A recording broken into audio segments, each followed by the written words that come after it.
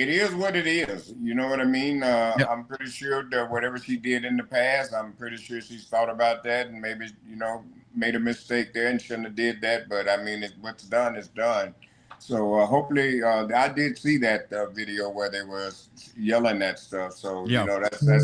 that's really bad. You're out there in the ring and golly, man. So hopefully, she can, do something there and maybe things will get better for her. Let me mention this.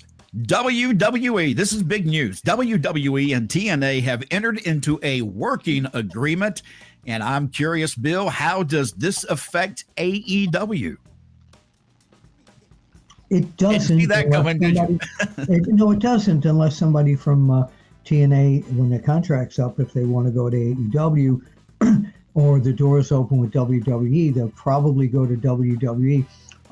I think this is great because what WWE is doing something now under the Netflix Triple H era that Vince McMahon never would have allowed. You were not allowed to mention the other companies. Now you hear Michael Cole and the other broadcasters mentioning New Japan, mentioning TNA. They'll mention everybody but AEW in there. But I think this is very good because all the TV time that WWE has now on the various networks, USA, on Netflix, and all the other places, they need more talent, and they want to go with a group that's not trying to compete or put them out of business.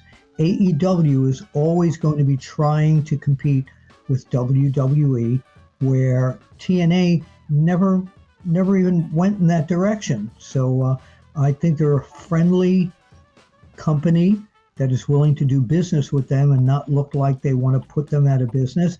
And WWE can bring some of their stars in. For example, Joe Hendry has been at NXT several times. Jordynne Grace has been to NXT several times. Some of the NXT people have gone over to TNA already. So I think it's a great thing. And I'm predicting that Jordynne Grace is going to be full-time with WWE. I'm not sure which brand yet. It could even be NXT. But I think this is healthy for both companies. You think you know all the wrestling stories? There's more you haven't heard yet. Join us on Backstage Pass.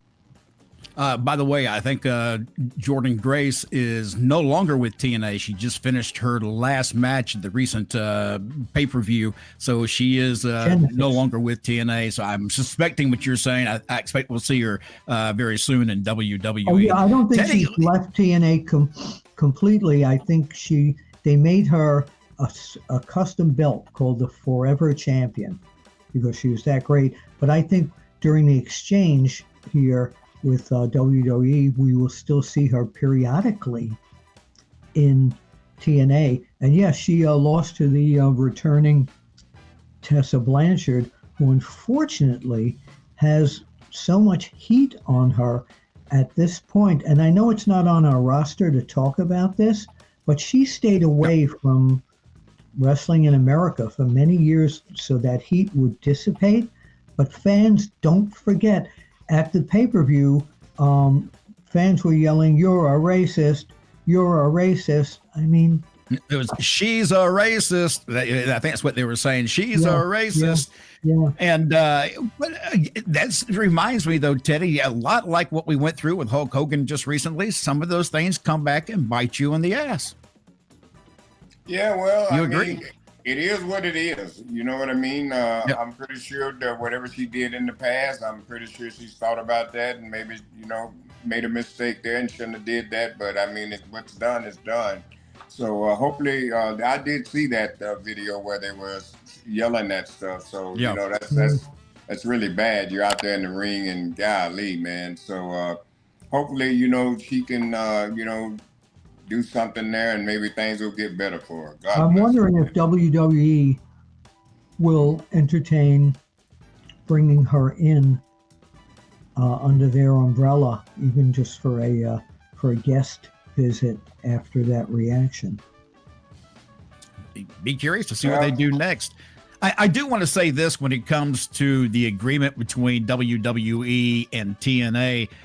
A lot of people consider WWE number one, and then you have AEW number two as the number two company out there. I think that when you have TNA and WWE teaming together, suddenly AEW becomes number three. It's just my gut feeling. I think that it's going to highlight a lot of the TNA wrestlers, make their roster look like they have much more stars than that of AEW, because AEW hurts right now for having big stars. And I think this is a way for WWE really to go in for the kill. Just my opinion. Very interesting, because if you're on a WWE product, right now TNA is on Access TV. And a lot of people don't even know they're in there. They don't even know that show exists. Correct, but they will now. Yeah, this will put TNA on the WWE Wrestling Universe radar now. So it'll be interesting to see what happens here. It's a long shot, but I'm going to call it right here. I think that eventually we're going to see John Cena face an old rival in this next year, and the old rival being John Bradshaw Lafield. I feel like we're inching our way a little bit closer to a confrontation between the two. Bill, you think that's a possibility? No, I don't. I don't see it at all. I think JBL, he was on Monday Night Raw recently confronting the New Day. I think if we see JBL in the ring, and I don't know when this video will be run, it's going to be in the Royal Rumble. I think he's going to be a surprise Rumble guy. But against Cena, I don't think anybody really, why? Why? I just a gut feeling. I don't know why. Teddy, you're shaking your head. No, not going to happen. But no. I got to tell you, though, I have seen John's latest workouts in the gym. John has gotten an incredible Which John shape. Are you talking about? John Bradshaw Lafield. Oh, okay. He has been in the gym, my brother. He is jacked. I mean, he is well fit. I wouldn't be surprised. Maybe it's just for the Royal Rumble. Maybe you're right, Bill. Maybe that's what all this is building to. But he's been going around in independent wrestling groups all over the country. Yeah. And giving clotheslines. And I mean clotheslines just like he did when he was wrestling. He's taking them away, just knocking them out the freaking ring. But he looks great. So just a part of me thinks there's a possibility. But like you say, maybe it's just the Royal Rumble. I mean, I could see him doing that in the Royal Rumble and clotheslining the LWO and a lot of the other guys, but I don't think there's any money in that match. I'm trying to go through real quick and just see if there's anything else I can bring up real fast while we still have time. Let me ask, while we're talking about JBL, when it comes to commentators, because I always thought that JBL did a great job at commentating. Yeah. Where does he rank as far as you are concerned, Bill, when it comes to heels and commentators? That's a tough question to ask. He's probably, and heel commentators, he's probably in the top 5, I would think. For me, Teddy, when he became John Bradshaw Lafield and when he started doing the commentary, that's where he shined. I think those were his biggest years was JBL. He just became this true to life character that you fully believed in. And then he could get on the microphone and just talk with the best of them. And a lot of times in wrestling, it's that charisma on the microphone that makes you really go up the ladder, doesn't it? Yeah. But remember some of the great heel commentators, Jesse Ventura, Bobby Heenan. I mean, there's some great, Paul Heyman. It's great commentators. It's almost as hard to do that as it is the Mount Rushmore of wrestling that everybody always likes to do. It's almost impossible to do that. Mine changes every day. Yeah, it just depends. It really does. All right, we're out of time. We actually are going over a little bit, so I'm going to cut it short right here. I'm going to get back outside and get some video of this pretty snow while we still have it and see the grandbabies who have never seen snow are having a blast today. Keep it in Georgia, please. Yes. We don't need any more here. Teddy, did you get snow up there? I thought I saw snow was in your area. Yeah, we got some. You get a lot or just a little? Not a little, but not a lot. We maybe might about an inch or something, maybe where I'm at. Yeah, that's about what we got here. It's not a lot, but it's nice. It just makes everything look nice and everything gets quiet. We'll have to talk about Al Snow one day.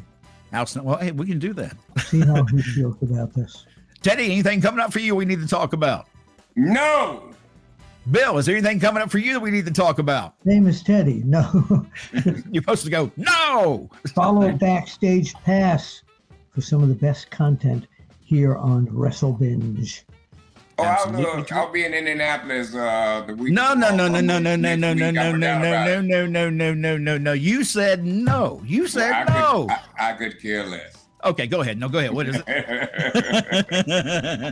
Yeah, I'm going to be in Indianapolis at the Royal Rumble, big WrestleCon or whatever it is there. I'll be there for a big signing next week.